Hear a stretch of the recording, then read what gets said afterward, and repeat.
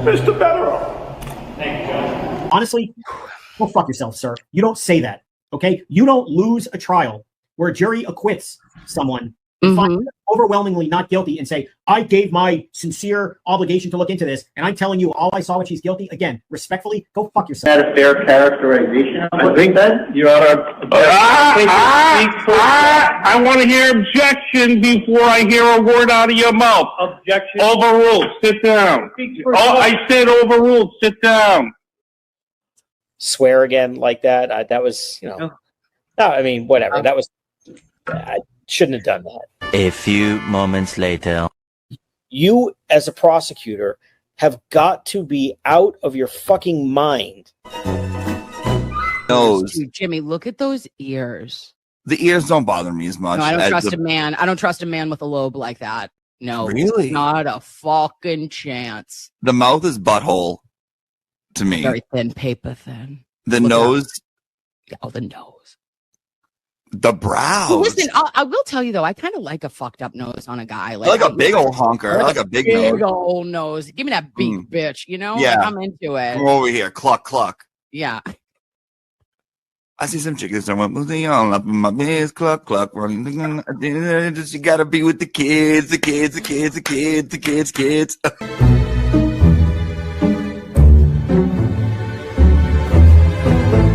And I go, oop, clutch, clench, kegel. We did it all.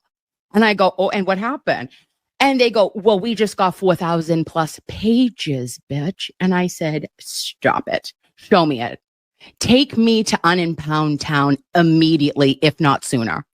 So what happens? The bitch is here. Why are you at a football game? Are you a Fonz correspondent?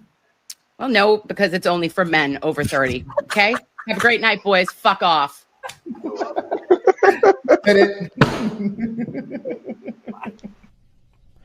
It's been 1 week since you looked at me. Hey, Blues Clues, motherfucker.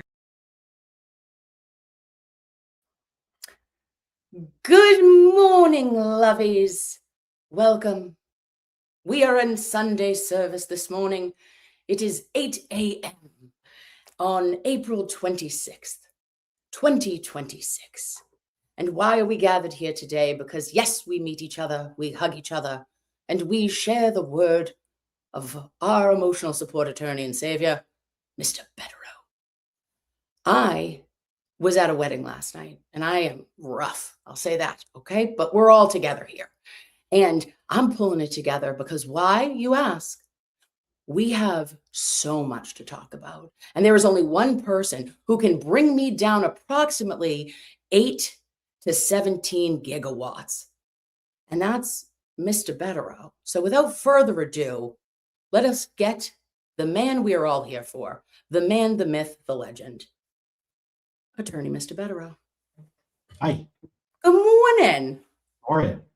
I'm live from Bluffton, South Carolina. So, you know, that's a little something. Today, I don't have my office background. I have an AI version of what we like to refer to as a Mass State Police Trooper, Alexis. And this was made for trial 1 for me by some lovey, and I appreciate them. But today it just felt right because we have so much to cover. You, first of all, look like a dream, okay? You are in a green hoodie. You're rocking a Celts hat. Are you still drunk? Black. This is black. Green, black. That's black? Okay. Yeah, that's black. I thought it was hunter green. I thought you were double green. We're in the hangover phase as opposed to the drunk phase.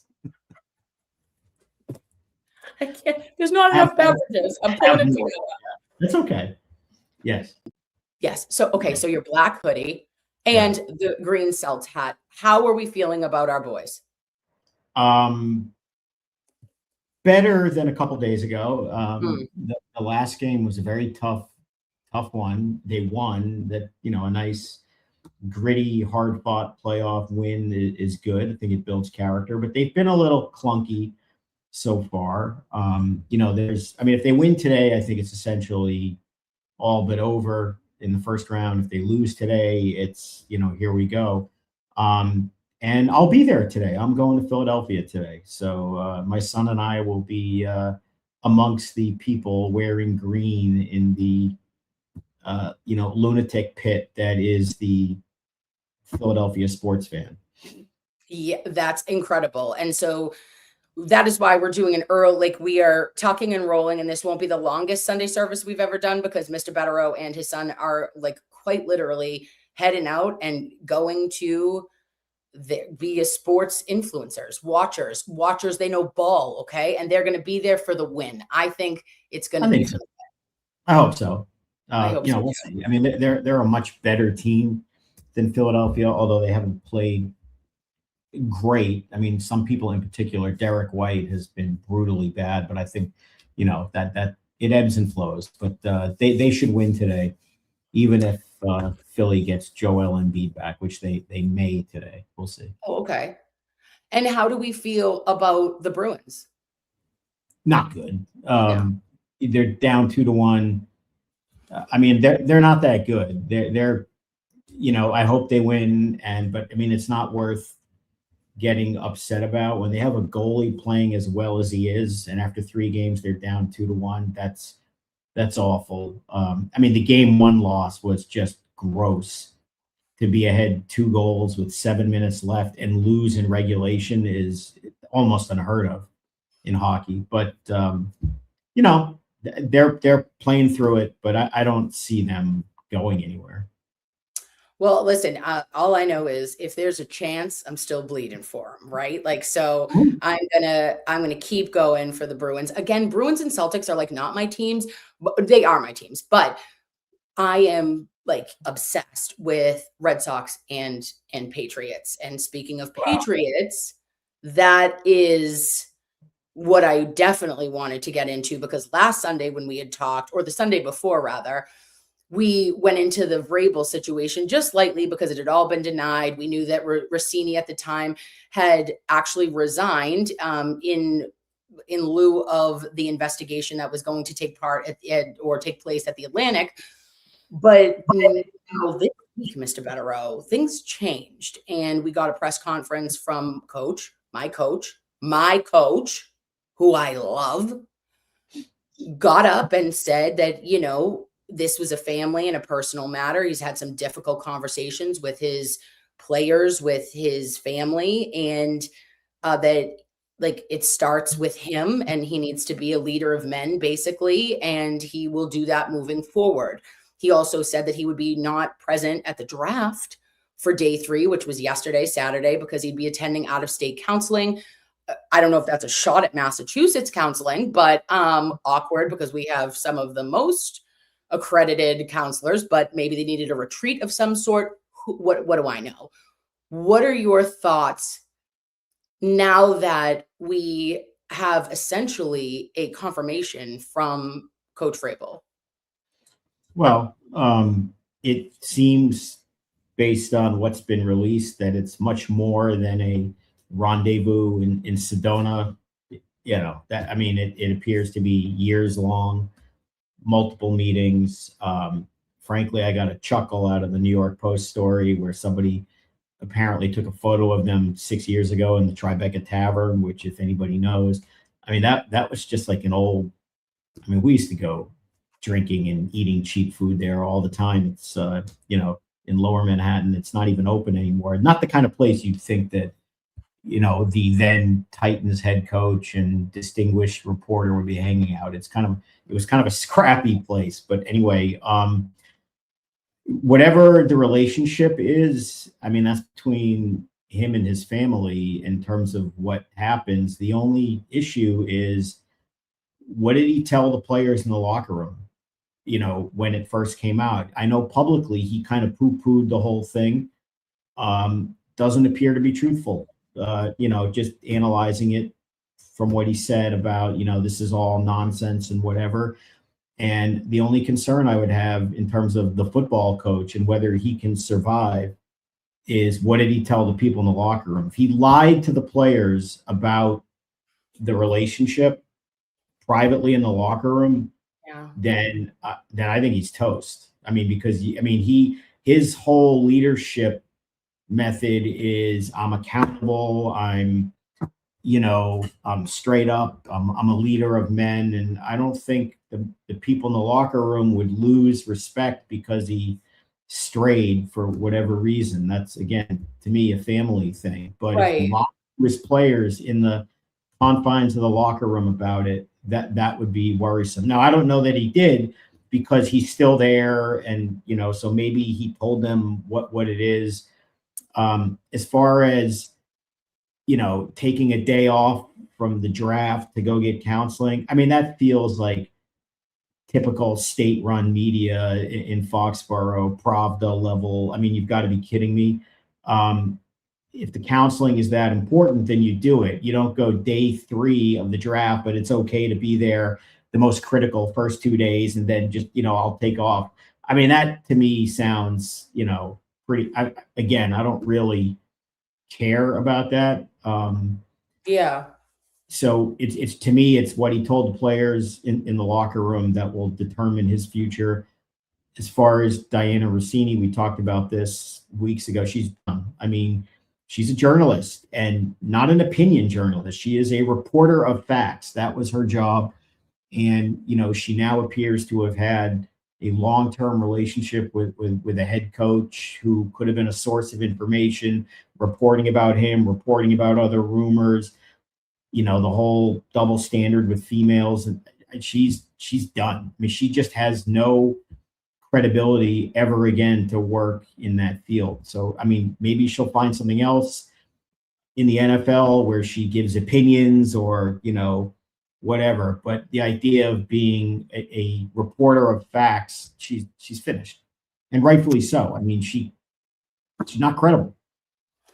And it's so interesting to me as well, is seeing the old tweets.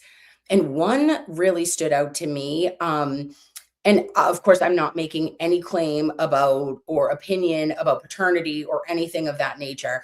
But her husband, Kevin, and her have 2 children. They have a son. And 4 days after her son was born, who's named Michael, she said, I'm thinking of the greatest players and coaches as I look at my son. And it was like at 4:00 in the morning, 4 days after your son was born, within the last 6 years, which we have now photos of them from 6 years ago. It is like, oh my gosh, it appears to be destructive in ways that, like, now people, like, some people have put a line together, like, do a paternity test on this kid. And it's like, oh my God, could you imagine? That's a line, I would never cross on anyone. That's all. I mean, people with opinions online, but the problem is, it doesn't matter whether it's true or not. She has no credibility. The fact that people are even talking about the possibility that she named her kid after Mike Vrabel, and when she said, are there any players and coaches, and she could be plausibly talking about Mike Vrabel, tells you that she has no credibility. She doesn't get the benefit of the doubt. Yeah. In the reporting business, she violated, the cardinal sin. I mean, she blurred the lines and became, she's finished. But I think she knows that too. And her statements now are troubling. She doubled down, tripled down about whatever it is. And there's pictures all over the place. And again, I don't think anybody would particularly care. It's their live, it's their story. Frankly, he's accountable to his family, and whatever it means first, and the locker room for just telling the truth or not. But beyond that, she has no credibility, and it's really, we don't know if Vrabel has any credibility in the locker room because we don't know what he said, but he's still here. So I imagine he's survived and it's over in terms of this, but you also don't know what's coming out next. Next? When you get stuck in the pit bull jaws of like a New York Post story like this, they are the masters of this. First of all, it's the Patriots, and they just eat this shit up. Trust me, they love it. And part of it's that, but also they will slow burn this, and they will line up story after story and wait for them to make a statement and make a mistake and then hit them with the next one. So you don't even know if this is like your classic New York Post type of thing where they've got 3 or 4 already lined up just waiting, and if nothing happens then they just empty them, but waiting for them to make mistakes in their statements and then they hit them again. And that's the New York Post MO when they latch on to something like this. Right.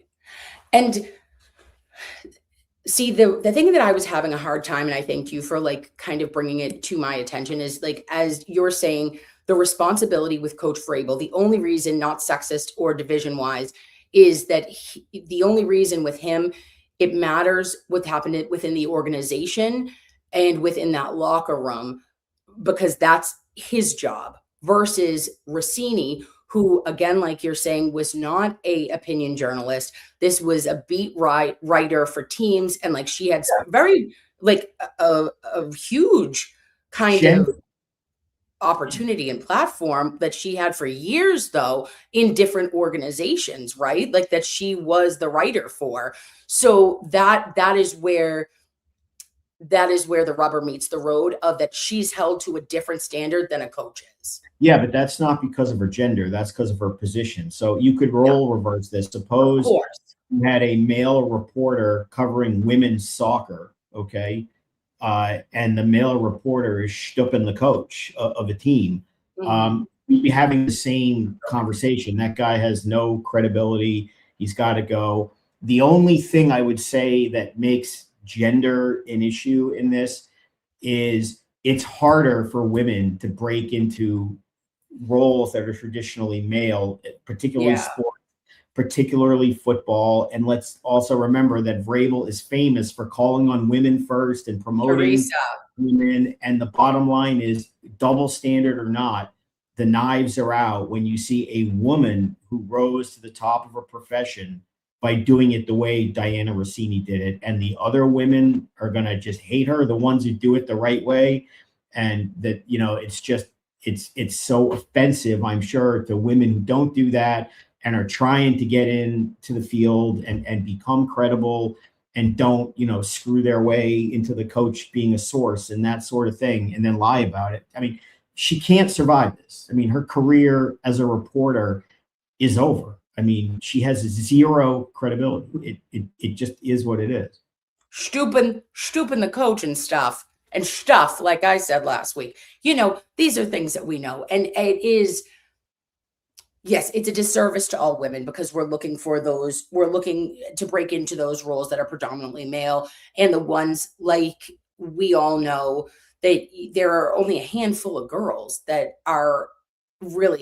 have those opportunities that you see on a regular basis. So I can see that I would, if it was me in that position of like one of the other women that was in the media that was trying to do it a way that was always on my talent or always on my ability to get a story, and then you see something like that to somebody whom you respected, it's just a little bit of a slap in the face, and it puts all of us backwards, even if it's one person's actions. Yeah, I mean, if you're a female reporter and you're trying to get sources and get information, and it's a rat race, you want to break stories, and you go back and now you realize, well, maybe Diana Rossini had access to information, by lying in bed with a head coach or someone else, and I didn't do that. I did it the right way. I think it's human nature to say that's not right. I mean, that's not an equal playing field. That's not like credible, ethical journalism. And that's, in journalism, all that matters is your credibility. Agreed. Yeah, so that's basically it. Let's see where this shakes out further. Unfortunately, I believe you are absolutely correct that the New York Post still has a lot of things that they're locked and loaded on, probably.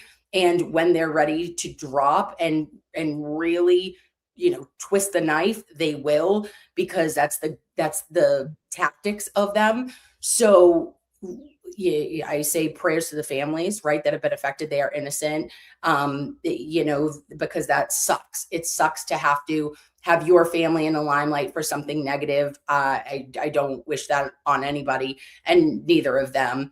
They also, you have to understand how they work. I mean, they love that this is a twist the knife Patriots story. I mean, they love to troll Boston. I mean, look at their readership, right? These are bitter, miserable Jets fans and, somewhat delusional Giants fans who win a few games, years ago and somehow think they have power still. But I mean, that's their readership. They hate the Patriots. They hate the Red Sox. They hate, and they love to do that. And I mean, this is a jackpot for them. They love this. I mean, this stuff has been on the tabloid wood in New York.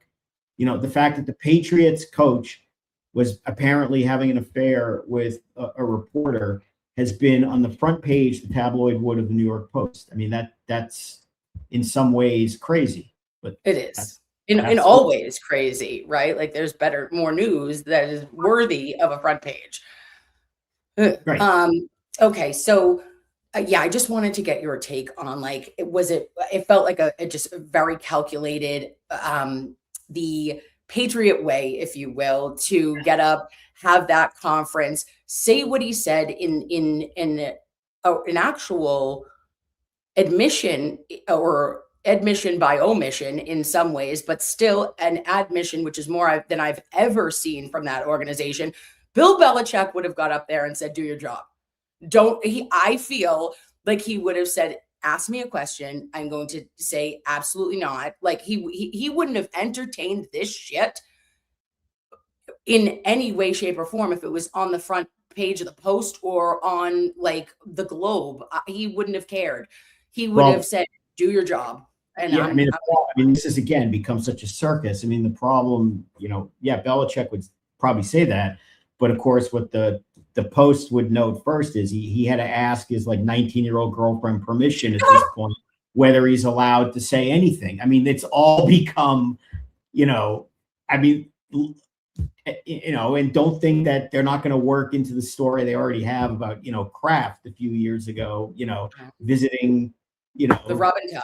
Yeah. And I mean, this is the poster child of New York Post level chaos that they just love. Yeah.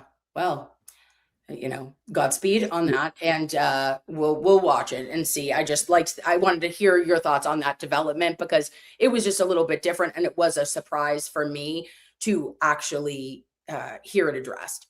So sports, where we know you're going to see the game today, Celtics supporting our C's in Philadelphia. Take some pictures. I know you will, but if you see anybody, I think that's incredible. I'm jealous of you and little Mr.Bederow. And okay, then no, don't be that jealous. I mean, it's not like Philadelphia is a nice city to go visit, but the sports in Philadelphia, all the stadiums, arenas are just dumped in a corner of South Philly with nothing else around them. Yeah. Oh, I didn't know that. Yeah, I've never gone to a game there. Yeah, they're off way. I mean, it's easy to get to. It's great for driving and getting in and getting out, but they're not. There's nothing around other than a couple of little bar things in between the Citizens Bank and the basketball arena. But it's not like a destination per se. Are you guys going out to are you guys getting lunch or supper? What are you doing? Yeah, probably on the way though. Again, because we're driving down there, and I'm not driving into downtown Philadelphia to park and then drive. Right. Actually, a close friend of mine from Philadelphia, who I will not name here, he doesn't watch this stuff anyway, offered up. He knows people that could have gotten us a reservation at apparently the best Italian place in Philadelphia. Let me know, and we'll get you. And I thought about it, but just the logistics of getting too there. much. That's a separate trip. That's a forget the basketball game, rain check, and take that another day. Oh, and one other thing, we have to talk about the Red Sox. What the fuck? What happened yesterday? They're an embarrassment. I'm sorry. John Henry is a joke. He is the most bizarre owner in the history of sports. He bought the Florida Marlins, okay, this like nothing team years ago. They win 2 World Series championships, and then he just tears them down. I mean, to like save every nickel and dime and makes them from championship level to just fire sale garbage because he's like a financial guy, right? He was from the old days of Refco, and if you remember all of those financial things. And so he's a number cruncher, right? And then he buys the Red Sox, and what do? They win four World Series after winning none. Okay. And then what does he do though? Tears it down. I mean, you're going on like 4 or 5 years of just pathetic what they've been, where they, the list of players they've gotten rid of for nothing is just amazing. They're not dealing with free agents really anymore. Craig Breslow is just awful as a GM. And so what do? The team sucks. Clearly, they're not even interesting to watch right now. They're boring. They have 5 or 6 outfielders for 3 spots. They have no roster construction.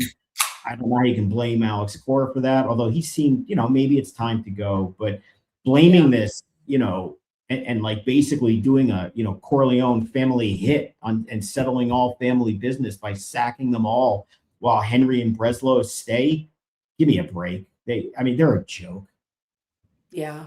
Sorry. Yeah. They are like, please sell the team to anyone at this point. Did you see the photos last week in the Red Sox team store?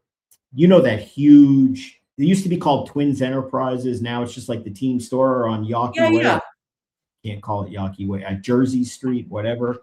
Huge, whatever. And last week when they were playing the Yankees, they were actually selling like Yankee memorabilia. Like you could buy like a home plate that says like 27-time world champion Yankees. Give me a break. What a joke. That would never happen in the old days. They were an embarrassment. That's like sacrilege. They're a last place team. They're totally uninteresting to watch. They have no one right now who's compelling other than Roman Anthony, who's not having a good year, by the way, yet, but that's early. They just have no one compelling to watch. Remember anytime like Pedro Martinez would pitch and it was like must see, exciting, and all these other guys that were just, you watch them now and it's like a yawn fest. They suck. They're not interesting. They're not getting better. They're not spending money. The owner is like more worried about Nichols and his soccer team, which they're rioting against over there too for not doing well. And they've just become, what have they become? They used to like compete with the level of like the Yankees and Dodgers with spending. And now they're what? They're like the Minnesota Twins. It's disgraceful. Yeah. Well, that is disgraceful in and of itself. And I don't get it either. I've never really understood the method to the madness. And highest ticket prices, by the way, for everything. So like basic economics, give me a break. Like your value for what you get is just, people should not go. I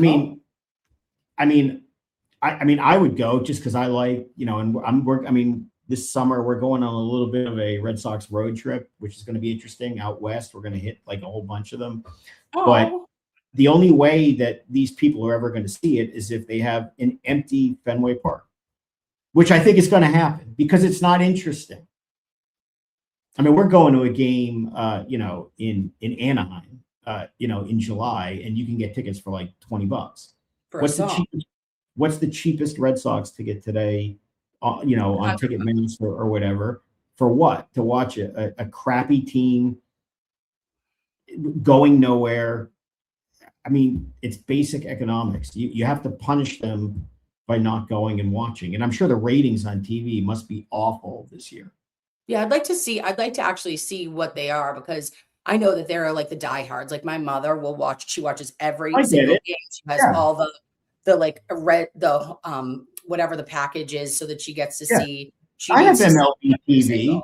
I mean, I have it, but I'll be honest with you. At this point, I mean, I'm almost more interested in watching Diamondbacks games, kind of adopted in our house as our National League team, and watching the Red Sox. It's always good background noise for the summer. I mean, I had it on yesterday, but was I really watching? No. Yeah. They're not interesting. They're I mean, it's April, and does anybody doubt the season it's over? They're not going to bounce back from this. They have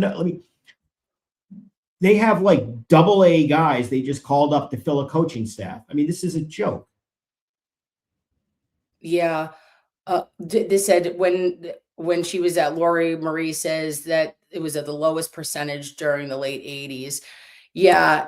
At least they were interesting, though. I mean, in the late 80s, you know what? Roger Clemens, Wade Boggs, Dwight Evans, Jim Rice. Those guys are interesting. Look at the Red Sox today. Look at the lineups they put out. It's not interesting. It's garbage.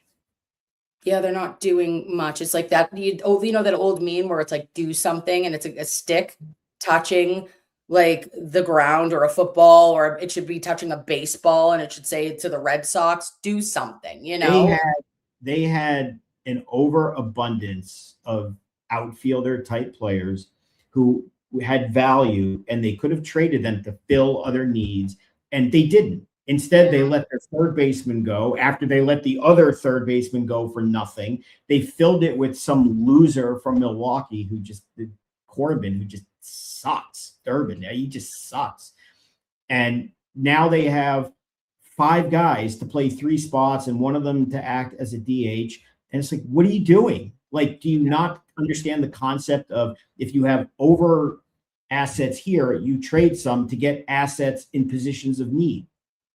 And they don't. They don't spend. There's nothing to like about the Red Sox right now. Nothing. All right. Well, thank you for telling me how you really feel on that topic. I love it. And yeah, we'll see. And I always will say, I cannot say in April that it's over for them. I can't do it. It would not be able to come out of my mouth because I got to believe. I still believe. I hope you're right, but realistically, forget it.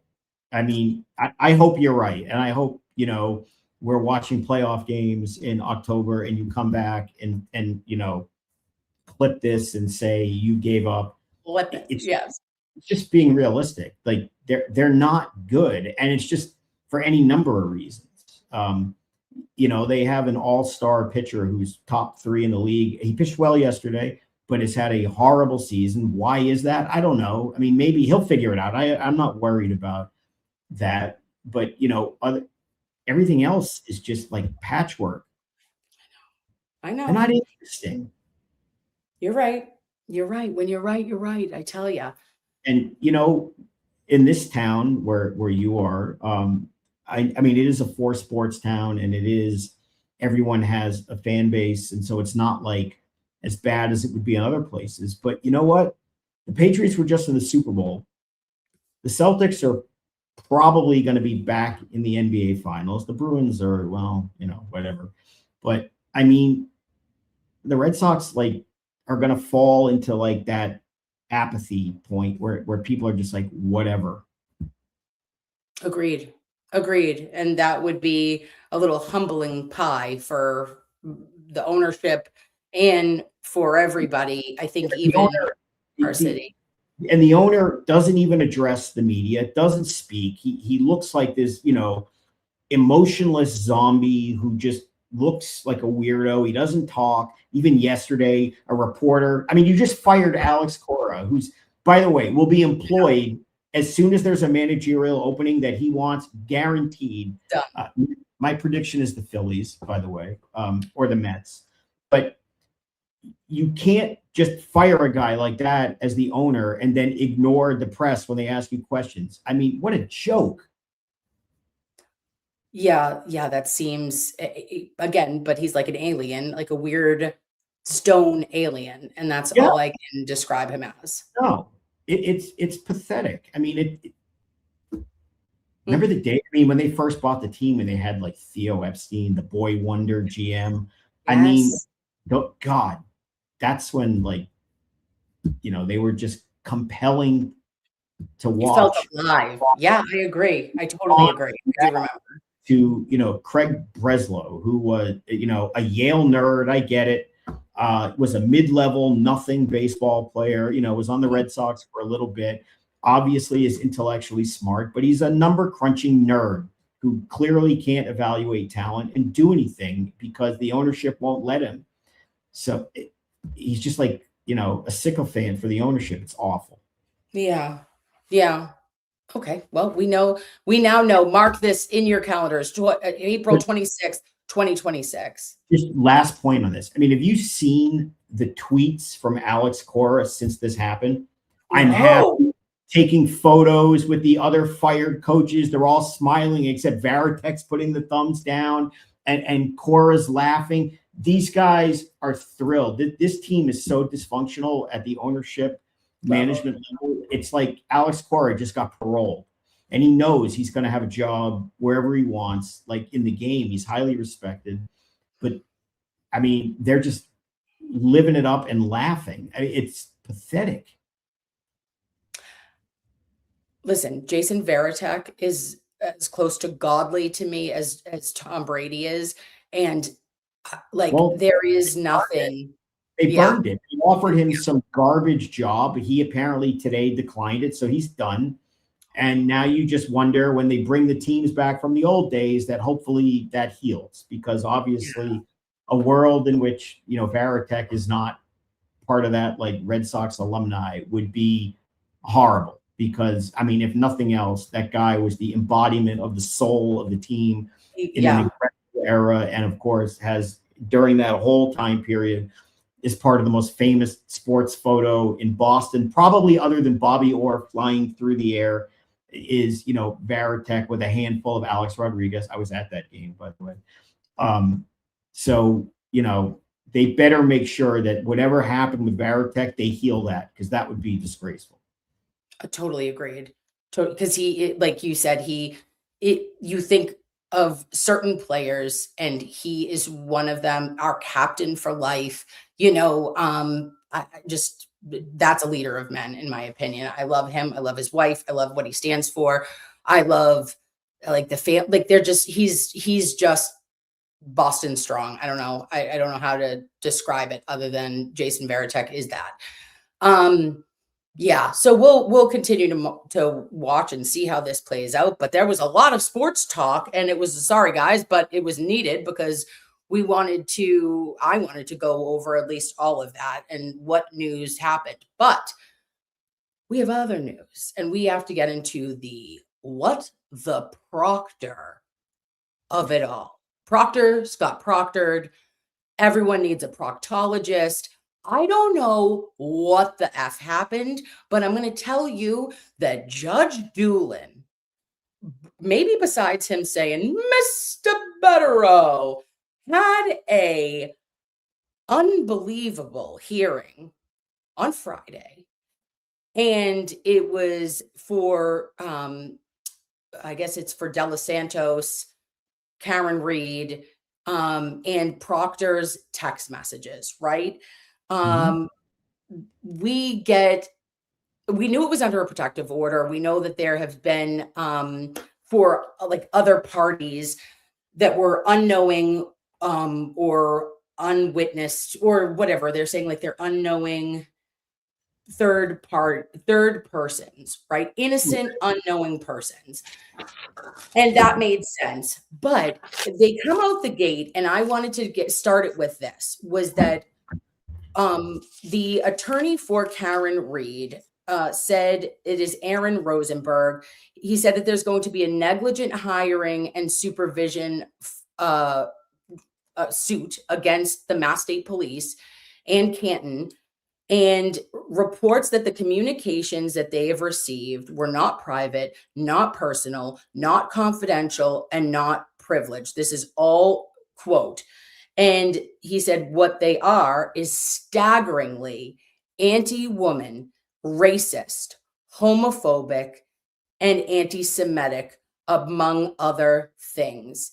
And this is including former disgraced trooper Michael Proctor, and Sergeant Good of the Canton Police Department. That was the opening statement of Karen's attorney. Holy shit. What are your thoughts? I mean, well, the first comment is anybody surprised? I mean, shocker. Michael Proctor, based on what you didn't already know from, I guess, the first trial, it turns out that, yeah, he's misogynist, knew that. Now you know he's a rabid racist, not shocking at all. You know, he's apparently homophobic, not really surprised.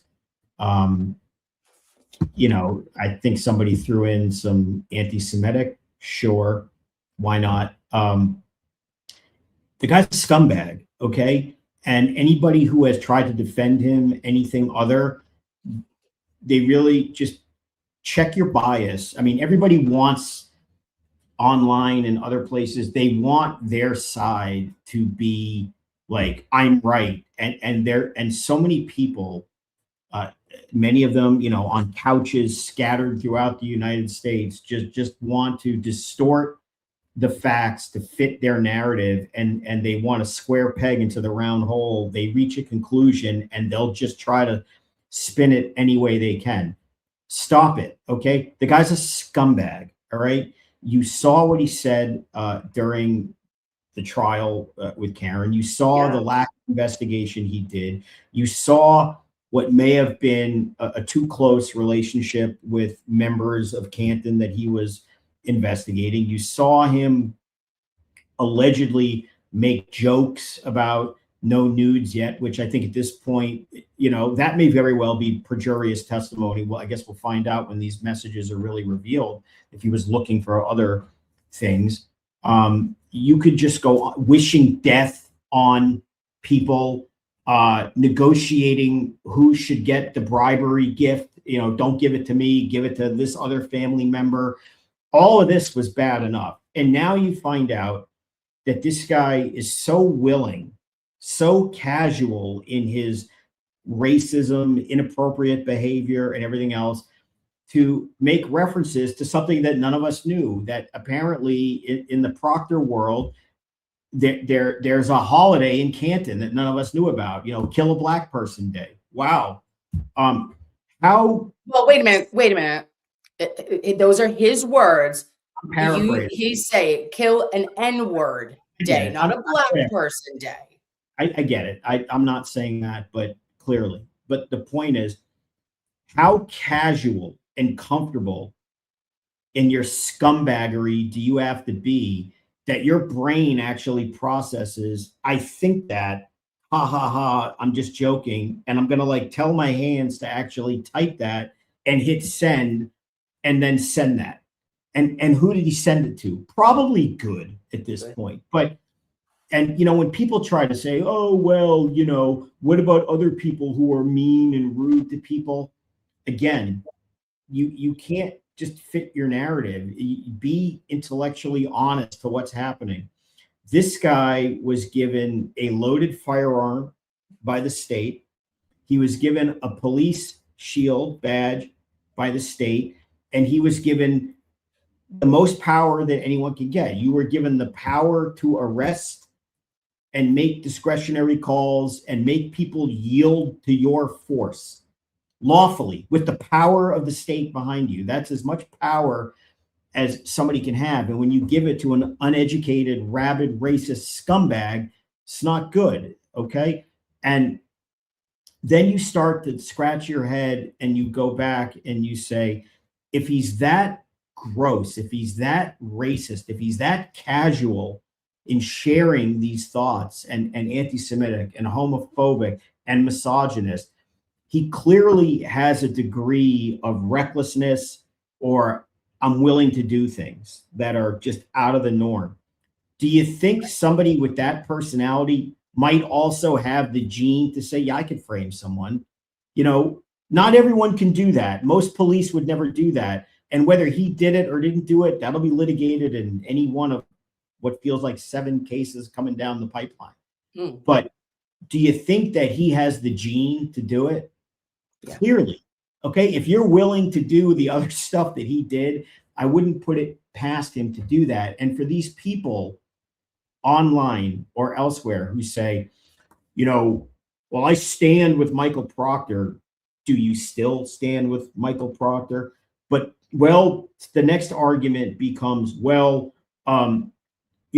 they may be inappropriate text, but there's no evidence of him framing, Karen Reed. So therefore, none of this matters. And the problem with that is that's where you draw the line between Twitter lawyers and online agitators and the real world practice of law and what skilled lawyers with this evidence will do with it in front of a jury and in court. Okay. Mm-hmm. In the Twitter world, Michael Proctor never texted one of his buddies to say, hey, I just planted taillight and framed Karen Reed. So in other words, if he didn't do that, then he didn't do it. And there's no evidence of he did it. What they don't realize is Proctor is the poster child for the corruption in Karen's case and probably from beyond. He's the lead investigator. All roads end with him, which means something else. His credibility is paramount to this case against Karen having credibility. And if he has no credibility and he's responsible for the investigation and every step that was taken, then he has no credibility. The case loses credibility. So the fact that he's a rabid racist, does that make it less or more likely that he would have planted evidence? More likely, because he's careless, he's reckless, he's crazy, he's disgusting. Okay, it doesn't prove it, but it allows the argument that he probably did. Does it make it less likely or more likely that he flat out lied years ago about the time they towed Karen's car to fit the narrative? It makes it more likely. Does the fact that there may be evidence that he did look for other nudes and other things and then testified under oath that I've never done that, and then that could be exposed as perjury, does that make it less likely or more likely? I mean, if you people can't see that, you should probably just stop watching. I mean, right. Honestly, just be intellectually honest. He is a problem with all of these cases and investigations, and that problem is metastasizing. Okay, that cancer is growing and spreading. It's not being reduced by chemo. It's getting worse, and it's going to get more worse and more worse. And then you have him running to court saying, can I please have discovery so I can review before I get deposed? No, sir, it doesn't work that way. You don't, as a witness, get a right. If they want to give it to you, they can, but they're not going to you because you've probably said so many disgusting, racist, anti-Semitic, homophobic things. You probably just can't even remember. Yeah. And it was so exactly. His attorney, though, got up and made the weirdest argument I had quite possibly ever heard, was saying that we don't ask, it's tantamount for asking of a police officer's cell phone prior to or after they were hired, and that it wasn't a policy of Mass State Police. Well, I'm sorry, actually, attorney, that's not true, because I have the policy and procedure of Mass State Police, and it states that if you are discussing anything that is with another officer or related to anything of a case or anywhere near a case, anything that is involved with what you have had to discover, or not to have to discover, but like investigated, that is all fair game on your personal phone. It says that. Okay, that argument that he's making is a red herring and meaningless. At this point, it doesn't matter what policy is or isn't. What matters is the law under the Due Process Clause, under Brady versus Maryland, and under Giglio versus the United States, and under Rule 14 of Massachusetts, right, and so on and so on. And it's very straightforward and very simple, okay? There is now proof that there is evidence on your personal phone that may show your actual bias in investigations against particular defendants or generally. It may show you committing crimes. It may show any number of things. And the district attorney is aware of that evidence. Moreover, the district attorney has possession of that evidence. If there is favorable evidence that is in the possession, custody, and control of the government, then the defense is entitled to it. Okay. Now, his lawyer can get up and bitch and moan about privacy all he wants. You have no privacy. Okay. First of all, you're a police officer, you're a former police officer. And not only that, you went on TV again. You know, you went on your little press tour, which I said back then, and we'll say it again. He got the worst advice ever, you know, from the Deep Petros or whatever his name, and all the other people who were trying to prop him up. And there's going to be video of him saying, there's nothing I would change about this investigation. Nothing. Do it all over again. The fact of the matter is, the DA knows what's on the phone, and you can't tell murder defendants and civil litigants of which Proctor is a central role, that if there's evidence that would impeach him and show actual bias, a motive to lie, proof of perjury, proof of his racism, where you have a black murder defendant, you're going to tell me they can't use a message in which Proctor is telling Good or whoever that, it's a national holiday in Canton, just like Kill a Black Person Day. You don't think a jury in that guy's case ought to know that's the investigator who arrested me? Now, a jury can reject it. They may very well say there's overwhelming evidence. It doesn't matter. The prosecution can argue there's no evidence that it impacted him. Just like, the people on the couch that want to defend him can lead the lawyers to argue, but there's no messages that prove he was corrupt against Karen Reed. God bless you. Make that argument. Good luck. Okay. Because the only thing the jury is going to be thinking is that this guy is a scumbag, a racist. He's biased. He's not worthy of belief. He's untrustworthy, and he doesn't do investigations properly. Everything with him seems to be off. That's it. Okay. That's for the jury to decide. So the fact that, look, Proctor's lawyer is going to do what his job is, try to protect him. But, that's a losing task, obviously. It is. It truly is. And don't fault the lawyer. He's just doing his job. Of course. Well, yeah, no, obviously. I did find there was something a little bit relieving for me, or not relieving, but it was something that felt a little bit magical, was hearing Joe Krowski Jr. get up and say, because I've fought with him on court TV many a times, many a nights during the trial, about how Trooper Proctor was just doing his job. And although those were whatever words, hearing him say that he had access to 44,000 pages, and that it was breathtaking, upsetting, and unnerving. He's doing it, but again, a lawyer. People get too also, I think, excited about, he represented, Colin Albert, so that makes the lawyer a bad guy. No, these people needed lawyers, and they found credible, skilled lawyers to defend them. Now he's representing De Los Santos. No, I get it. But my point is, it's so what that the Alberts and McCabe's hired from the stable of highly regarded lawyers who practice in that area of Massachusetts. That's what they're supposed to do. It doesn't make the lawyers bad people, even if you think they're crazy. They're digging in, they're defending their clients, and no lawyer is ever going to say, oh my God, I don't respect Krowski because he represented somebody that we're going after and going to try to expose. That's, lawyers, you put your sword down when the game is over and respect. But he's also representing somebody right now who Proctor is a factor in, and he's read messages and they're gross. So the fact that he's saying this is appalling, well, yeah. I don't take any shock value or any, oh my God, Krowski said that. Anybody with any sane person looking at these messages, which I have not seen, by the way, presumably would say, my God, this is, look, the only even exact message you heard is, the national holiday in Canton, which, Right.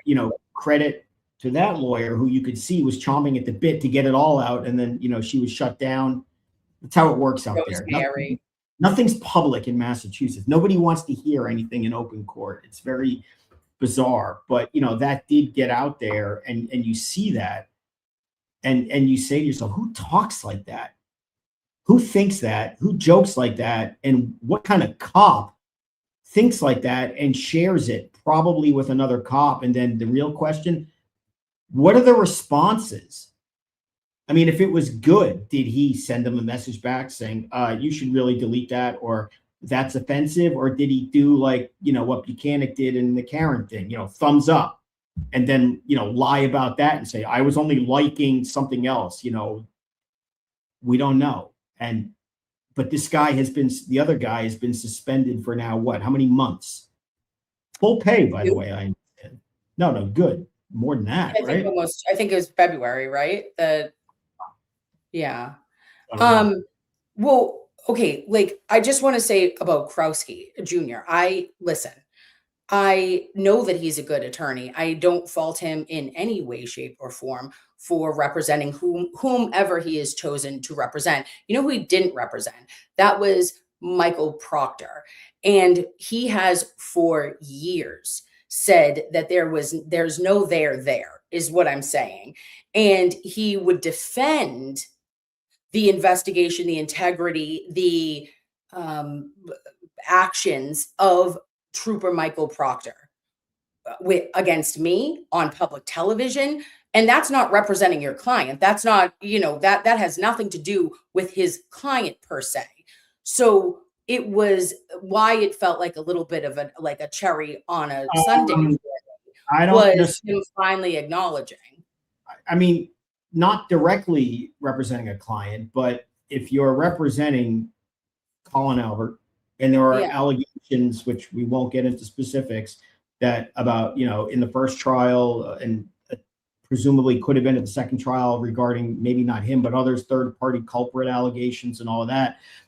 Obviously, if you're defending him, your position is he had nothing to do with any of this, right? Like, he's an innocent victim of this, and whatever happened in the house, outside the house, he had nothing to do with it. That's their position, okay?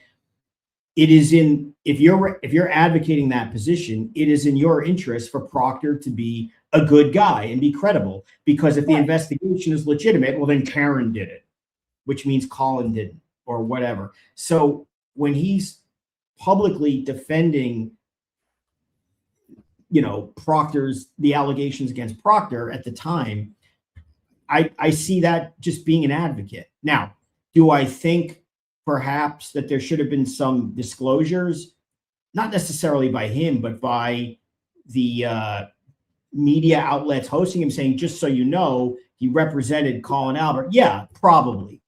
But that's the journalist issue. I don't blame the lawyer. They invite him on. He's going to advocate his position. But even if, he gets criticized now for those comments, which is fair, whoa, you said he was great, now you're attacking him. That's fair. But the bottom line is he now represents a client who's charged with murder or whatever that Proctor's involved in, and he has evidence that Proctor is going to be discredited. He owes that. He has a duty of, loyalty to his current client to defend him. And if it means, chopping off Proctor's knees, then he does it. And if the cost of that is people saying, come on, dude, you previously defended this guy publicly, then he's got to take that heat. I mean, whatever. But I'm sure, like any other lawyer, his attitude would be, I'm defending a client. I don't care. My loyalty is to the client, not to the online critics who are going to say that I'm changing or I'm inconsistent. Lawyers don't care. Lawyers represent clients zealously, and that's everything. Noted. Yeah, it felt like a little vindication, a little bit of me hearing him say something. It's a fair commentary for people to say, is this guy just going to say anything if he gets paid by whoever? And it's a free country. You're allowed to think that and say it. And I get it. I mean, the optics of it can look odd. It's true. But I mean, as a lawyer, I know what he's doing. He's zealously representing clients. And when it was Colin, he was taking a position that favored his client. And when it's his client who's on trial and Proctor is the key part and he's seeing these messages, then Proctor's going out, under the bus because he's trying to help his client. I'm not faulting him for that. Yeah. I can see that point as well. I did find it interesting where Lisa Beatty of the Commonwealth, she was representing the Commonwealth during this hearing, and she said regarding that she was just following the orders, right? She was like, I'm just following Judge Doolin's orders, the protective orders. And she did say, though, which I was like, oh, listen to what she's saying without saying it, that she has been asked for these 44,000 plus pages, Birch, of by the town of Canton and the Post Commission, and she's refused to give it because she needs orders from Judge Doolin to provide. So isn't that interesting that the town of Canton and Post are looking for access to this? Well, yeah, because they're going to fire good, and they're going to do it with no pun intended. They need to have good cause. And I mean, look, Good's finished. Okay. The guy's been suspended. Obviously, he's part of this with the messages. You can't be a police officer. He was a witness against Karen Reed. Don't forget the allegations. What was he doing? Did he see Higgins? Why did he modify his report? Why are the names and address wrong? He's all a part of that. Right. And now you find out he's one of these guys and he knows these people. Because not everything, but a lot of Canton is incestuous. They all grew up with each other. They all went to high school together. They all know each other. And now they're all involved in this. He's finished. It's just a matter of time. But I'm not going to fault the town for saying we need to see what this is. And certainly the Post Commission, they want to get this guy on the list and get him gone. They need to see the evidence, because even a rabid, racist, dirtbag, unqualified police officer is entitled to due process like everyone else. Yeah. On that note, is it Zabar's coffee break time? Yeah. Okay. Let us non-sponsored take our moment. You up your cheesy techno. I'm doing it. We're living on a prayer. Cheesy techno, EDM coming in hot. It's our favorite. Where is it? Where does it live? She's on she's on a laptop. Oh, all right. We're going to find it, guys. Hold your horses, babes. Oh, find more. It says more. Here we go. Oh, no. Keep going. Find your background music. Oh. Is it going to be mine? No. Zabars. I'm in Bluffton. I'm hungover. Lord, hear our prayers. Thank you, Mr. Bederow.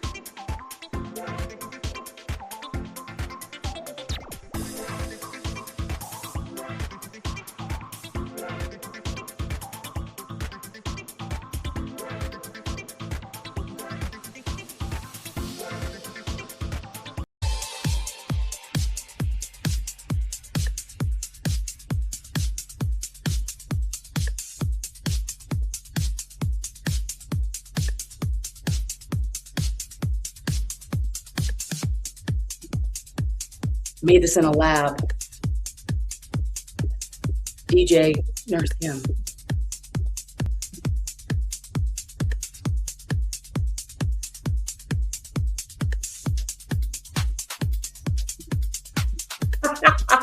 Sorry.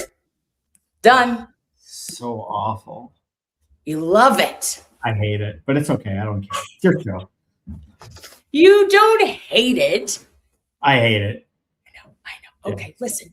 Well, and then that shows that you really don't mind me if you let me play it every time. And also, we do it for Zabar's. What do you call it? Non-sponsorship? There you go. Zabar's non-sponsored. Thanks for showing up. Okay. So yeah, so let's keep on keeping on into the Proctor sitch. There was also the huge FOIA dump, and from Corey, aka one of the best advocates, a lawyer from North Carolina, Corey Hopkins, who has like sued everyone for everything, and she gets it all the time. It's like it's magic almost. She's incredible. So I find a piece of paper yesterday that gives me the on-call schedule of January 2022. And Buchanan was a supervisor, and I look and I see that it's done on the 28th, it's Tufts on the 29th, and it is Tufts on the 30th of January. And I go, huh. Because Trooper Michael Proctor was on call, and that was what we've been told for 4 years. And of course, I had the thoughts of like, oh, well, maybe it was a last minute change, but there was specific discussion and testimony, which I'm going to post right after this show because I have it from trial 1 of Lally doing just direct examination of Yuri Buchanan and of Michael Proctor, where he says exactly how the schedule was made, that it was not changed, right? That there was no conspiracy, everyone would say, because this was planned a month in advance. And every dickhead on the World Wide Web who came at me sideways stating that like, oh, he was just working that day, you dumb bitch. And I was like, okay, first of all, no, he wasn't. All right. He was just at home. He hadn't even shoveled out any of his car by 8:24 per him. Okay. Per Michael Proctor. But we have a lot to unpack there because that is, in my opinion, if that change was made on the fly that morning, then like you can't deny that there's something there, in my opinion. Okay. I mean, the first thing just about the FOIA demands and disclosures generally, which I just find amusing again, because, you know, it's Chinatown again, forget it. So much material that will be impounded or put under a protective order in certain cases. In other words, the litigant is not allowed to, you know, publicly discuss any of this, remains under impoundment. And then what happens is a third party, admittedly a very skilled, intelligent lawyer from 1,000 miles away, says, I want it. Okay, you owe me this. And the district attorney says, okay. And then they give them the same materials that they or a special prosecutor argues in court must be impounded. You just say, this is a joke. I mean, either it's publicly available or it shouldn't be, but you can't deprive one person from this, but give the rest of the world access to it and then say, oh my God, it's under impoundment. So I think that's just amusing to me, as, you know, forget it, Jake. It doesn't make sense. Right. As far as like the Proctor thing, I don't have as strong a view of this as a lot of people do on either side. I mean, I'm aware. The reality is this, and I'm speaking in my own experience, not what goes on with the state police in Norfolk County, because I don't think anybody knows, you know, other than celebrating holidays for killing, you know, certain minorities. Cops change schedules all the time. I'm talking generally. I have nothing. This has nothing to do with Proctor. Okay. I've seen this people switch out, they do this, something happens. So what happened here, I don't know, because in my experience, it is common that things are made, schedules are changed. But I will say this. Michael Proctor does not get the benefit of the doubt about anything because he is almost certainly a corrupt cop, a racist, misogynist who sent text messages saying nothing's going to happen to the homeowner. He's a Boston cop and he knows the people involved. He didn't take investigative steps. He lied about other things. So he doesn't get the benefit of the doubt. So now the fact that there is some evidence that suggests that maybe he kind of elbowed to get into this assignment or was handpicked for some reason, that should not be dismissed summarily. That is a factor. And the fact that they testified at trial that this was like set in stone and this and that, this ought to be relevant. This ought to be admissible. And people who want to try to argue that something stinks here ought to be able to argue that.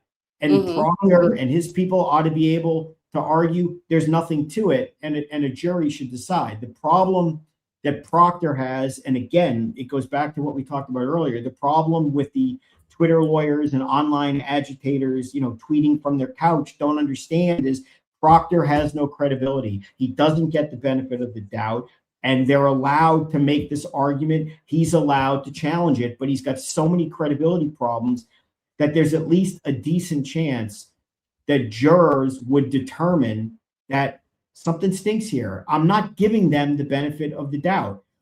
Right. It ought to be in play, but I think everyone, and I think this is a problem when you see stuff get released and you see online discussion. Everybody jumps to a conclusion as to what it means. What I'm saying is, I don't know what it means. It could mean something nefarious happened, but I've seen this happen in a non-nefarious manner all the time. So I don't know. But what I do know is that Proctor doesn't get the benefit of the doubt. The state police don't get the benefit of the doubt. The DA in Norfolk County doesn't get the benefit of the doubt. And that whoever wants to use this ought to be able to use it and put the burden on the Proctor, DA, whoever people to try to shove it out. And whatever evidence they have, if a jury credits it, that's how it works. Yeah. I'm agnostic is my point. I think it's too strong to say, aha, but I think it's also too strong on the other side to say this proves nothing. This proves nothing. The larger point, the macro point to the micro point we're discussing right now is that this is the whole problem with the whole culture of Norfolk County and the state police. Why do I believe anything is true simply because they say it? I don't. That's the problem. They don't get out.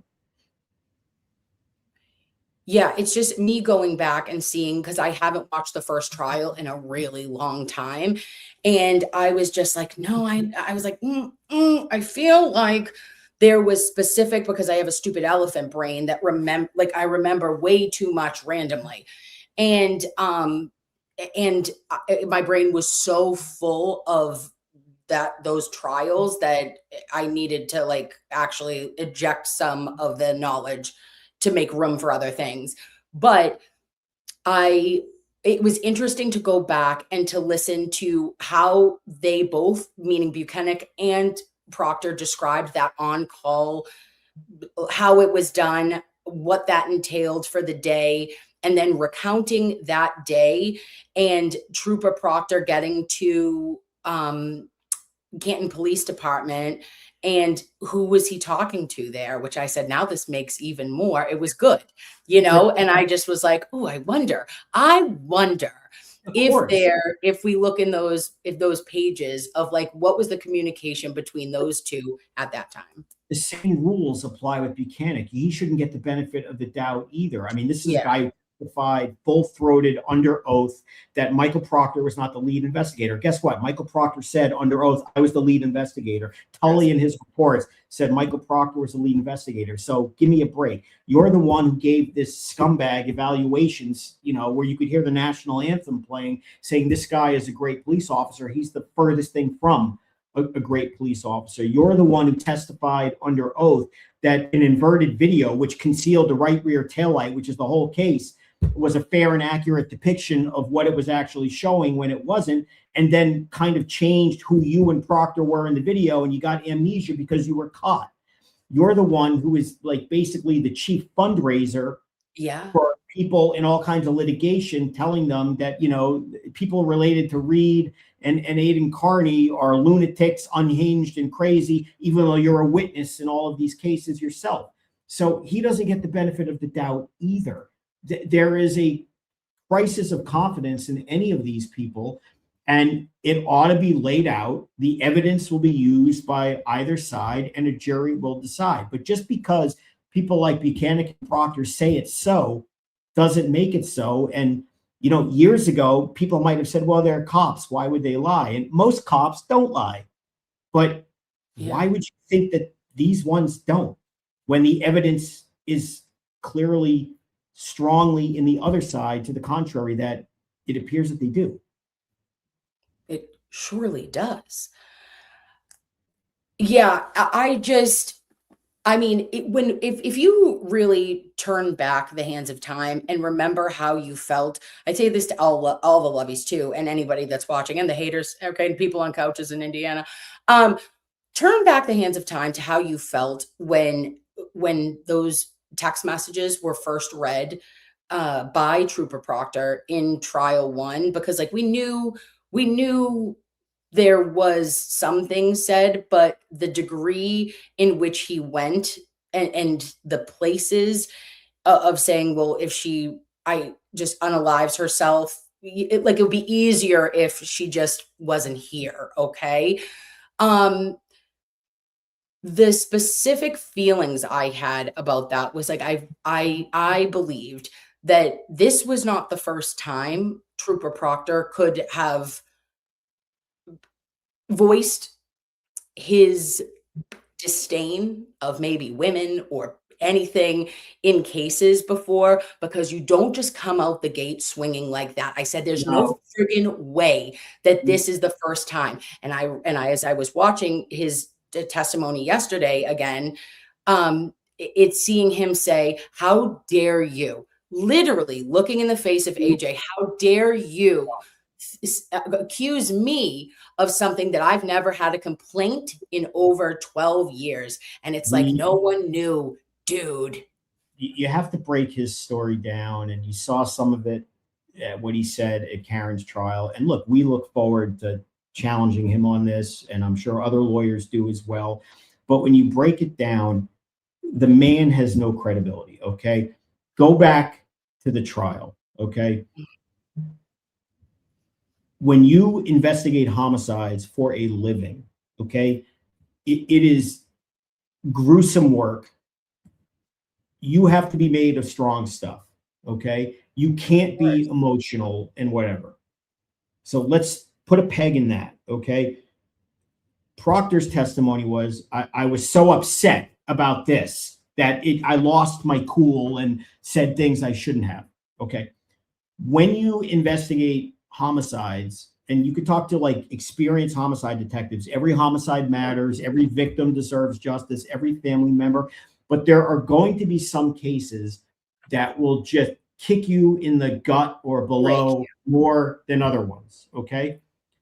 And children, okay, for example, there's a million that you could think of, but every case matters, including a police officer. But, and I'm not minimizing what happened to John O'Keefe by any stretch, but I'm saying this was presumably a vehicular accident. This is by their belief, an accident, not an intentional killing, not in the beginning, right?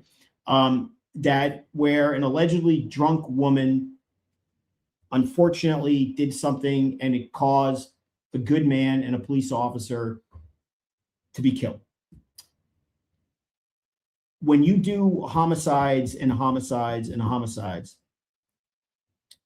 that's not the kind of thing that will make you later say, I was so outraged that it caused me to lose my cool and just wish death upon her and all that. That's number one. Number two, look at the other text messages that he sent. Oh, yeah, she waffled him, and don't worry about the homeowner. Does that sound like a guy who's upset? Not at all. That's a guy just going through the ordinary course of whatever, gossiping to his buddies and family members. Okay. Right. Something's wrong with this man. It's not that he was emotionally upset about John O'Keefe or anything like that.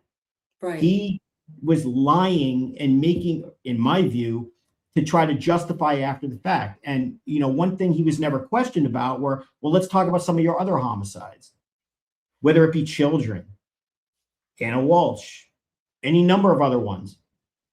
Did you do it in that case? Did that upset you? Did you do this? And he kind of got let off the hook with that. He's going to get crushed on all of this going forward when all this comes out. Because you go back and you look at his testimony now, he gave that testimony in a world where he thought whatever messages are out there, they have, I need to eat it. I don't think he did a credible job of it because I don't think it makes any sense. He didn't count on this, what's now happening. Okay. And he's going to get absolutely annihilated in whether it be criminal cases, civil cases, depositions. And he's going to have to testify in all of these cases. I mean, but for him to basically try to explain himself saying I was emotional about this and that's why I did it is a joke. Nobody believes that. Nobody seriously believes. And by the way, if that were true, then he's telling on himself because he's not qualified to be a police officer. If you can't investigate a tragic hit and run that caused the death even of a good person without being so emotionally lost in yourself that you're talking about, you know, wishing the suspect would off herself, making fun of her physical ailments and body and other things, then you, sir, probably are in the wrong business. Because if you can't emotionally control your, I mean, that's it. And that's looking at him in a light most favorable to him. I lost myself. What he's really saying is, first of all, he's lying, I think. But even if you credit that, what he's saying is, I'm not qualified to do this because I can't be unemotional. Right. I mean, go back and read his testimony at the trial. It's going to crush him going forward. Ugh. Yeah, there was a lot that I had kind of forgot about him, what he said on the stand, and thinking about even them being presented with Yuri and Proctor getting the call, getting over there, and then going to the police. Going to the hospital to Good Sam. They said that they spoke to Flamati, who was the paramedic firefighter that did the resuscitative efforts, and decided that he was a viable candidate, right, for resuscitative efforts on the scene. And he goes, well, he told us that it was a medical, right? It's a medical situation, described the injuries. They didn't even know about the 2.5-inch laceration to the back of his skull that was in in a straight line. Very interesting. Okay. And that is all being presented. And then Proctor says he gave him a 10% chance of survival. Flamati gave Officer John O'Keefe, a 10% chance of survival.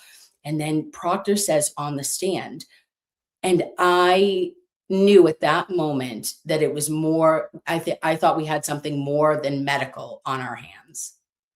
And I was like, like, so I mean, just going back and seeing it all, it's very interesting because you initially thought it was a domestic, right? It initially looked as though it was a person-to-person domestic issue.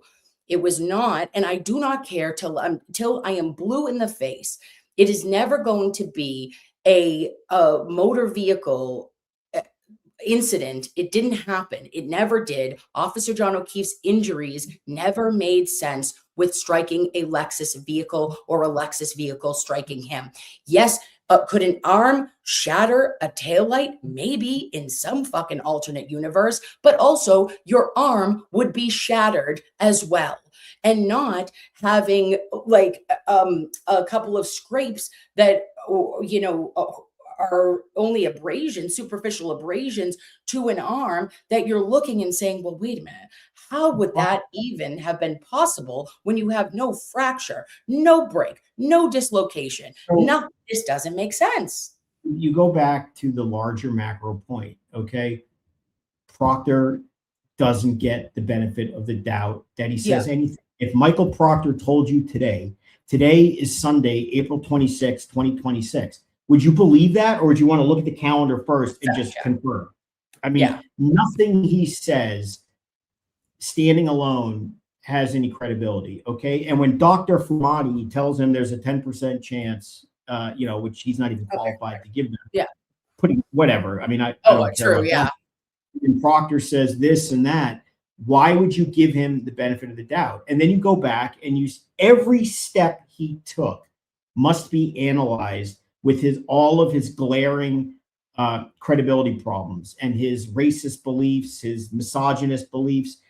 Everything must be taken through the lens of, am I going to do this with Proctor? And then you go back, and yes, some of it is case related. It's not just that he's a rabid racist and a misogynist and a dirtbag and all that. Some of it is basic, you know, Scrivener's errors on the timing of moving the car.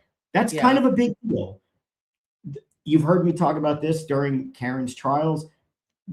Perhaps the most absurd investigative failure, if you believe these people, okay? The most absurd thing that they did not do is when they first descended upon the vehicle was take the phone and take pictures, okay? And take pictures before they touch it, okay? And then put on the video. And what you would do in the video is you brush the snow off, but there's video of it. And then you take more pictures from angles. And if they did that, okay? If these morons did that, if you believe them, and those videos and photographs depicted a shattered, destroyed lens, like the prosecution argued, well, then it's an entirely different case. Correct. Potentially. That's kind of a big deal. And the fact that they didn't even do that is investigatively incompetent, indefensible, to the point you almost have to believe there's a reason they didn't do it. And when you start thinking like that, now you're piling on, what else do I know about this guy's credibility? This is the macro problem. Every time you want to believe anything that Proctor or his buddies say, you think about it in the context of marshaling all the evidence about their credibility. And this is why, to the online agitators and the Twitter lawyers an hour later, it all matters that he's a racist and a misogynist and homophobic and anti-Semitic. It does matter. Just because he didn't send any text message saying, I framed Karen Reed, doesn't mean he didn't frame Karen Reed, you twit. You have to use common sense. Mm-hmm. Yeah, try it. Try that on for size, all right? Try some common sense on for size, you dumb shits. Because, we can continue to go back and forth, but if you can't meet me at a base, at a foundation of fact, Mr. Bederow, there are certain things that you cannot deny. And listen, coincidences happen, but when you have between, 20 and 312 specific things that you're like, well, wait a minute, why did this happen? Even going back to when you're talking about taking photos of the vehicle and the time and the Scrivener's error of the time. And thank God for the video that was at Mr. and Mrs. Reed's home, because if that was not there, then that would have been 100% never dispelled, because you would have just taken what was written in that report as gospel. That's not okay. You shouldn't have to fact check our policing. Also, though, why did the car go back to Canton PD? Why would a car go back to the police department that was recused from said investigation If morning? The problem for a lot of these people is, well, they're not skilled in the art of advocacy or effective argument, but you also, as an advocate, have to be credible. And if somebody wants to debate, like, I think Karen hit him with a car and all of that stuff, and Proctor was, did a good job, you have to acknowledge that, legally speaking, she should have been acquitted. Okay. There's reasonable doubt everywhere. Anybody who's trying to tell you that there is not reasonable doubt based upon medical testimony, engineering testimony, problems with the police and all this, they're not being intellectually honest. And if they want to die on the hill that I think she did it in spite of that, they would be making a much more credible argument if they would at least acknowledge Michael Proctor is a disaster and killed the case. Killed it. Okay. Him and Buchanan, they killed it. The fact that the, ARCA witnesses who were not even hired by the defense, that's a problem. Okay. The medical testimony, that's a problem. The fact that he had no broken bones in his arm, that's a problem. The fact that the cops claim they found taillight that revealed itself over the course of 2 weeks, that's a problem. Not taking pictures, that's a problem. Like, we could go on and on. If you want to say, oh, but the tech stream data shows this, okay, fine. You're making your point as you see fit, but you can't die on the hill that says the verdict was wrong or that these guys are not a problem. And these people, they keep dying on the hill of not even acknowledging that Michael Proctor at this point is the national poster child of police corruption. He is. Okay. And it's getting worse. Because it's not just Karen, it's getting worse and worse and worse, and it's spreading. Again, it's metastasizing. So they should really just acknowledge, and even if they think these civil lawsuits favor one side over the other, you have to recognize that you're not coming from a position of strength when your position starts with, there's no evidence that Proctor framed Karen Reed. There's a ton of evidence. You just don't like it. It's circumstantial. It's credibility. It may not be direct. No, there's no video of him sprinkling taillight. There's no admission of him saying, I planted taillight. That's different than no evidence. There's no direct evidence. But there's a lot of suspicious things which show that he has an actual bias, a sick mind, a recklessness, a hatred of Karen that's irrational beyond belief. He has a hatred for other defendants who don't look like him, or at least a lack of respect. That impacts his credibility, okay? And to say, well, you have no evidence, just, go back to arguing about other things on Twitter, because you're just making a fool of yourself when you say that.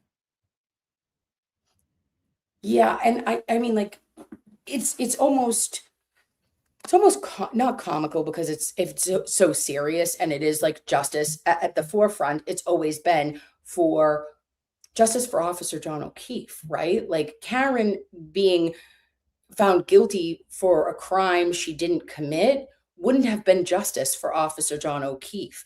And I still, prayers always for his family and, what they've had to endure with the loss in their lives. And I don't subscribe to any sort of not recognizing him. Like, it's always about him. And Karen is being somebody who is fighting for justice for him as well, due to the fact that she's like, F that, I'm not going to take the fall here. If I did something, I would have said it. And she said that in how many different, not even interviews, but actually in the documentary, it was like, hey, if I did this, I would have been accountable for this, because that's like moral principle thing. But I didn't do it, so therefore I have to fight I'm going to fight for my life here. And I think that is just, at the end of the day, what everybody misses when you're Well- going to continue with these people, meaning the idiot, the trolls, that they keep, making it into a more about Karen when it should be about Officer John O'Keefe, and that this never made sense, not from the jump.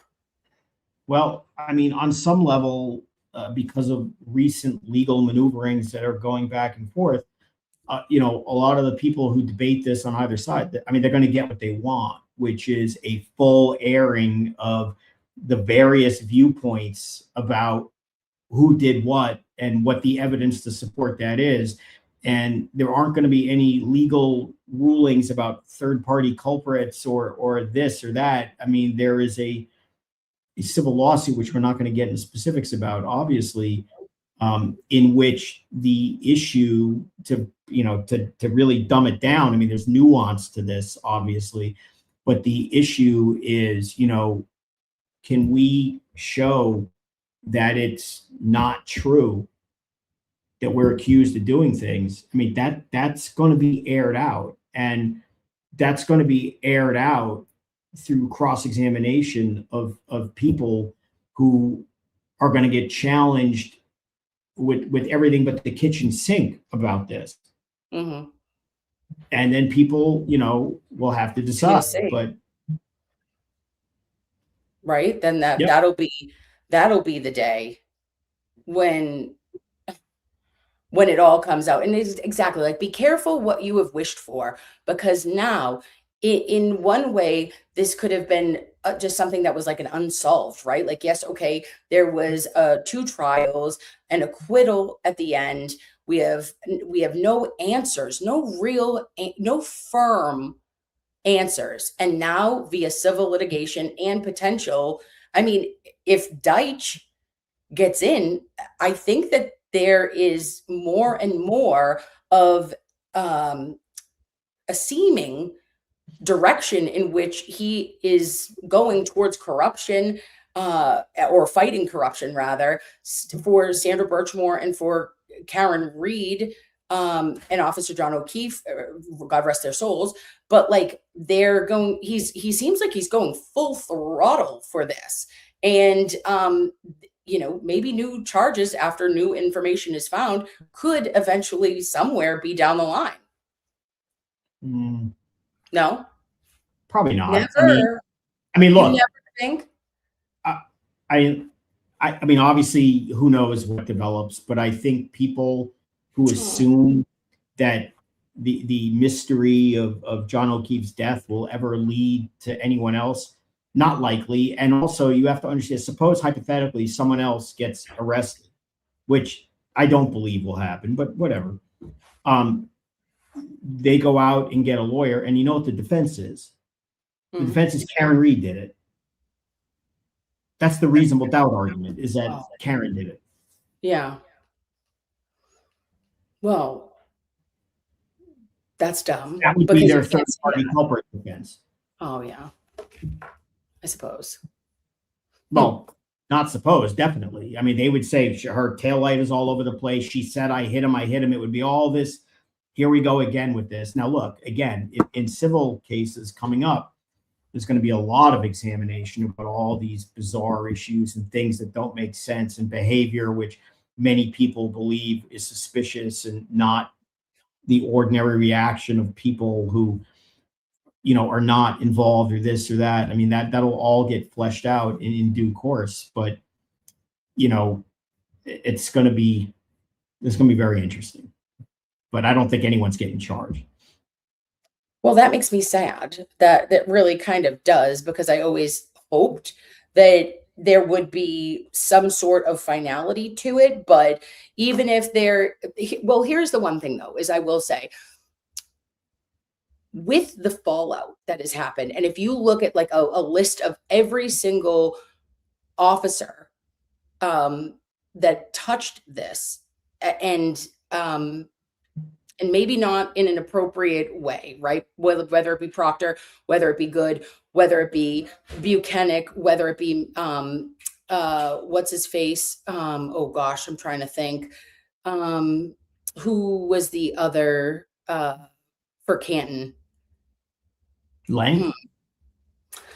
No, not Lank. I was thinking, well, Tully is gone, like all of them. Like if you really think about it, there has been or rehomed or sent to different locations. You're just looking at it all as a whole in its entirety and thinking, oh my gosh, they've all been either reprimanded, um, relegated to different divisions, or terminated, or they've resigned and resigned early, right? Like these people aren't resigning at their 20-year marks or 25 years, like it's all early. So those are the things that you look at and you say, oh, okay, there has to be a little bit more than meets the eye. I mean, look, the case is an embarrassment for the town, for the DA's office, for the state police, for the whole Massachusetts criminal justice system. And, I mean, yeah, the fallout has been how many cops have been either terminated, quit, sanctioned in some way, disgraced. Yeah. I mean, it's a dirty case. I mean, that's what happens. It is. It truly is. Is there anything else that I was thinking about from Proctor that we learned or that we were in since like yesterday or the day before? I can't think. I don't know. It's early today though. You never know with him. Yeah. Something will be coming in 10 minutes. No, all kidding aside. No, I mean, I think the story with him was, obviously that one message about, ha ha ha, today is kill a black guy. I mean, that's just insane that he thinks that's funny, but that his brain literally would process, you know what, I should send that in a message because this is funny. Yeah, no. I mean, this is the guy who they gave a gun, a badge, and arrest power to. Scary. It's pretty scary. I mean, yeah. By the way, what a horrible look for Massachusetts in general, which historically has had a reputation of, not being the most race-sensitive place in America, right? And now here in 2026, you have it revealed that some dirtbag cop charged with, investigating homicides involving, certainly people of all variety, including many black defendants, is joking to some other most likely racist cop, making jokes about today in Canton, it's Kill a Black Person Day. Lovely. That's great. That looks great for the area that already is deemed by many to be, historically racist. I mean, they're just a gift that keeps on giving for why people have no confidence and faith in what's going on in the justice system. Yeah. Yeah. Yeah. There needs to be the fumigation, the relegation, the change in guard. I'm hoping that with the new DA that there is new life brought or new life breathed into that office. And then also just like maybe, I don't know who would do this or how it would be voted upon, but we always say this, Mr. Bederow, those embedded troopers are like the worst thing for Massachusetts in totality, in every single county. I don't mean it just Norfolk. I mean it in everywhere. I mean, I probably said that 2 years ago when I first started talking to you and others, that one of the things that shocked the hell out of me, because I didn't know Massachusetts culture in terms of the police and legally, when I learned that they have an embedded unit that is there all the time, that was shocking to me. That is a breeding ground for potential corruption, because you become too close, you become too friendly, and when lines get blurred, that's a form of corruption. Not investigating something or not holding accountable, and then you see that they're donating money to each other and hanging out all day, and you just say that is not an effective model for transparent law enforcement. Not one bit.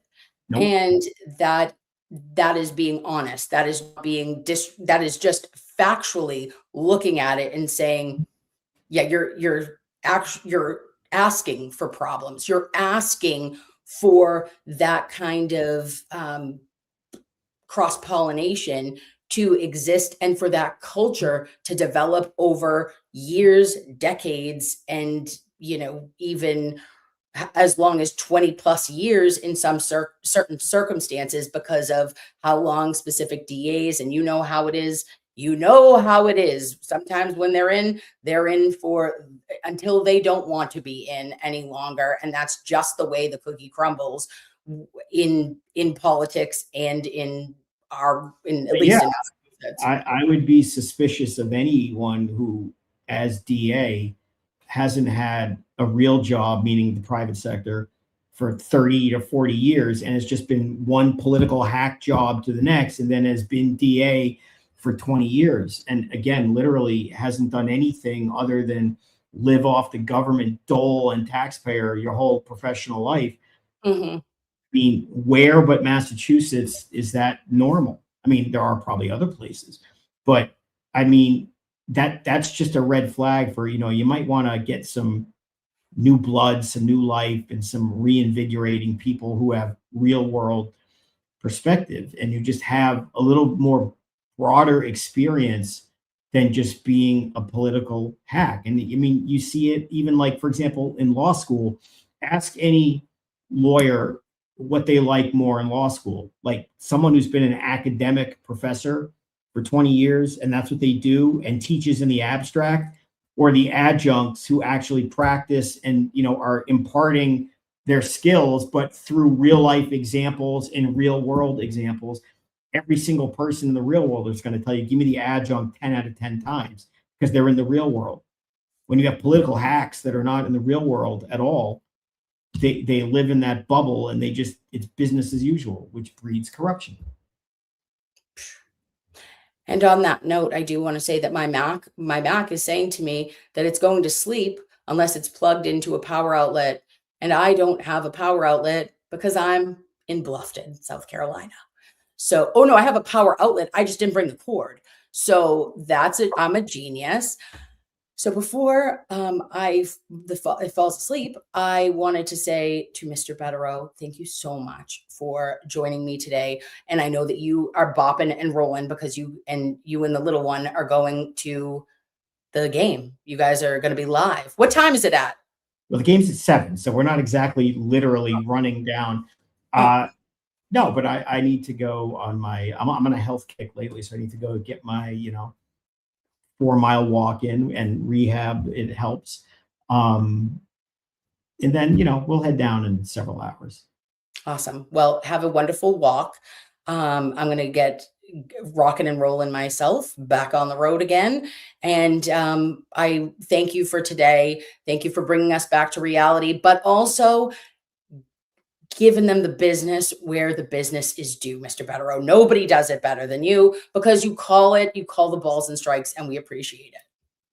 Yeah, I'm not trying to give anyone the business. I just think that people should be intellectually honest in advancing a position, and before, making these grand pronouncements coming from some purported position of expertise or knowledge, just consider the source and understand that, people who do this for a living understand how it works in the courtroom, and people who sit on a couch can tell you how it works on Twitter, and there's a difference. That's all.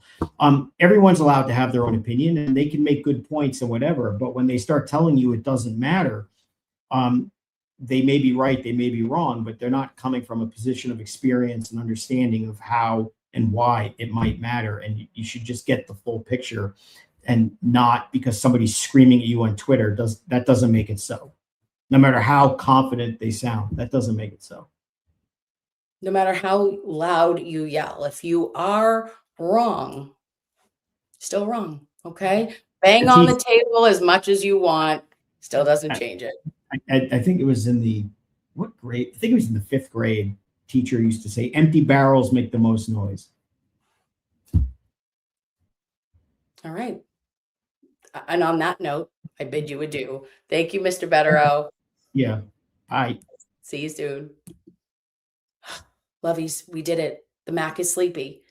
And so am I. No, just kidding. I'm pulling my shit together. But I love your faces. And yeah, I think the Proctor thing is just opening up. We will see where it goes. We'll follow it. Why? Because that's what we do. Right. I love everything about you. Be good to yourselves. Be good to each other. And I'll be back on Monday. What is today? Sunday? Let's do a Talk Shit Tuesday if you're around. If not, I'll fuck off. All right, look it. And one for the road because we have to. On your mark, get set, punch a Proctor. Bye. Fat. It ain't got your ass getting fat. Bitch, you grown. That ain't been. Bitch, I see your ass up on the staircase. Bitch, you got it on level 2. Bitch, go fast. Girl, I ain't gonna lie. I tell you how I feel. Bitch, you handcuff your big ass to the treadmill. You wanna work out now? Cause you know it's getting hot. And your big ass finna pop all the bottle off the top. Got the right chicks and some tight shit in the zone. See your ass made some tight shit. We like shit.